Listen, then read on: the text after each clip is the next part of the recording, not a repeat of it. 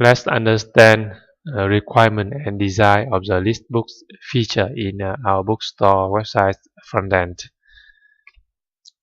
When the visitor come to our website, they can list books by category, and in the home page they can see new books, which are the most recently published books, and best-selling books are uh, the books having the most number of orders made by customers. And the visitor can also see the most favorite books, which have high ratings from customers. And this is a use case diagram that visually describes the requirement of the list books feature.